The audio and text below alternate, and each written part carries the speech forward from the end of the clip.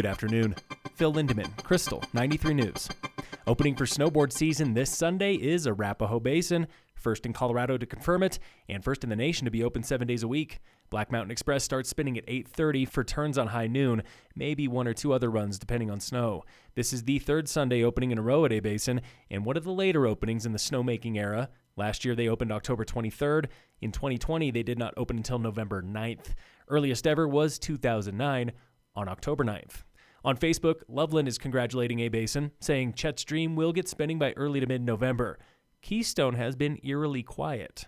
Starting 6 a.m. Sunday, Krystal 93 is broadcasting live from 6th Alley Bar at the Basin and spinning tunes in the lift line.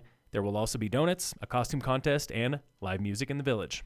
Over at Copper, ski racers are getting on snow for private race training Sunday. Team Summit's CB Bechtel. Making sure that they're fit and ready to jump on snow at full speed when the time comes. Joining them soon on the snow are national team skiers from Canada, Europe, and Asia.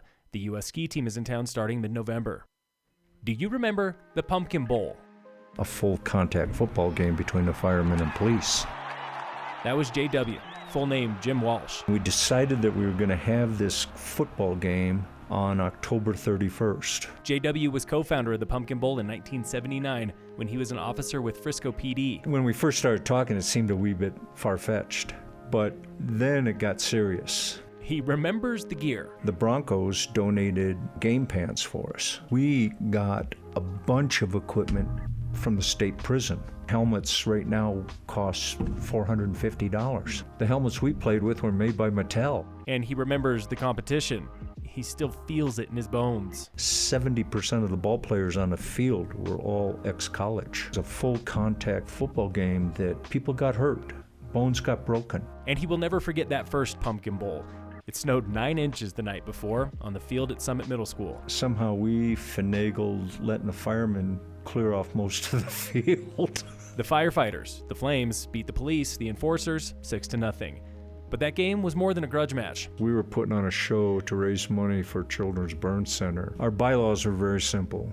All the money raised, as long as it was helping children, we could use it for that purpose. Over 16 years, it raised nearly $500,000.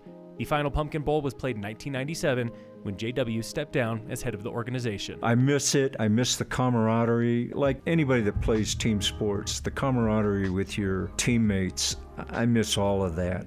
And then people go, JW, you should fire it back up again. And they always say, hey, you look like you could still play. And the idea of hitting a running back at my age would make me want to throw up. JW still lives here in Summit, now retired and enjoying Halloween without bumps and bruises. In local entertainment news, showing one more weekend at the Eclipse in Breck, Killers of the Flower Moon, the 1920s mystery thriller from Martin Scorsese. Killers of the Flower Moon is showing tonight and all weekend, 3 and 7:30 p.m. at the Eclipse Theater in downtown Breck.